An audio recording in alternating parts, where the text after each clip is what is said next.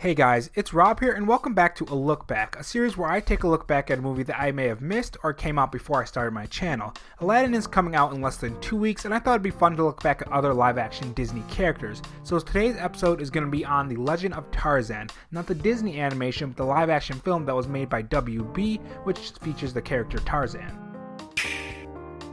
So The Legend of Tarzan puts a spin on Tarzan. This version of Tarzan seems to take place after Jane discovers Tarzan and they fall in love.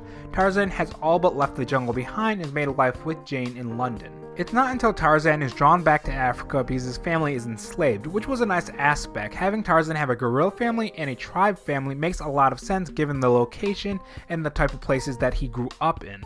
Now, an odd decision that they chose to do for the story of Tarzan in this live-action version of Tarzan was turn it into a damsel in distress movie. Things were kind of interesting up until the point when Tarzan and Jane get to Africa, but then when the villain comes in and kidnaps Jane, the movie turns into a cliche story about a damsel in distress that needs to be saved by the hero. Now, we do get some backstory of Tarzan, but it's not exactly like the Disney animation or anything you've probably seen so far. Now, what happens is they don't die from a wild animal. Instead, we see his mother die from an illness and his father die from a gorilla, which seems to be Kerchak. Now, it's kind of weird that they chose Kerchak to kill the father because you would think Tarzan would want revenge against the gorillas because they killed his human parents, but they never touch on that aspect, and I thought that they could have touched on that aspect because I think it could have been pretty interesting to see the dynamic between Kerchak and Tarzan. I think the story writers of The Legend of Tarzan didn't know what they wanted to do. Did they want to do a direct adaptation? Did they want to take some from the Disney animation?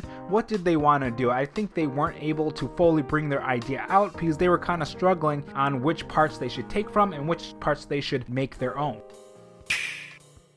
As for the characters, they don't do the movie any favor. Margot Robbie stepped in the role of Jane, and while she delivered her lines fine and the scenes with tribesmen definitely showed a lot of chemistry between each other, I think they didn't give the character enough character. And what I mean by that is that they didn't give this character any distinct traits other than damsel in distress. I think the animated movie did a much better job with Jane. As for Tarzan himself, I would compare him to Superman in Batman vs. Superman. He was constantly grumpy, frowning, and a few scenes they did share with Samuel L. Jackson's character showed how fun he can be, but they didn't do that much in the movie, which was very unfortunate. And then we have George Washington Williams, which is played by Samuel L. Jackson. This character I liked. He was the fish out of water, trying to keep up with Tarzan and everyone else. And I mentioned before, the interactions with Tarzan were honestly a joy to watch on screen. There was a huge chemistry between these two actors, which you don't really see too often because they never play in the same movie, and I liked what I saw on screen. I also liked his backstory, how he felt like he was the same as the ones that were enslaving the tribespeople because he did the same thing when he was in the war. As for Leon Ram, played by Christoph Waltz, he's pretty generic. He doesn't have a deep backstory or anything. He simply just wants the diamonds that are in the jungle.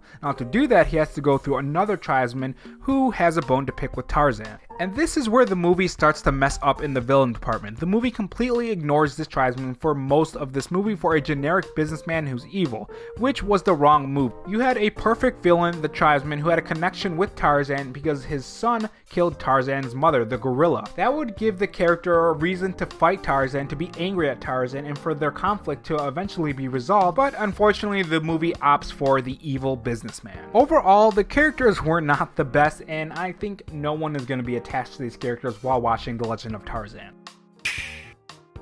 As for the performances, each of the actors did their lines fine. It was the right amount of emotion and it didn't feel forced or out of place. Now, there are CGI characters in this movie, and while there were a decent amount, the movie doesn't really do much with them, especially the gorillas. The gorillas are just there to scream and fight and protect Tarzan, which is unfortunate because the original animation gave so much beloved characters to the animals in the original Tarzan made by Disney. So the fact that they didn't spend any time giving these characters any voices or any distinct traits or anything above a wild animal is very, very unfortunate. Now, as I've stated before, one scene that I loved was the interactions between Tarzan, Jane, and the tribesmen. You definitely feel a lot of chemistry between these tribesmen and Tarzan and Jane. They have a past, a family connection, and I love the chemistry that I saw on screen, and it was a very enjoyable scene. Overall, the actors did a fine job delivering their lines and giving the right emotion and interacting with each other. It's not going to win them any rewards, but they did a good job.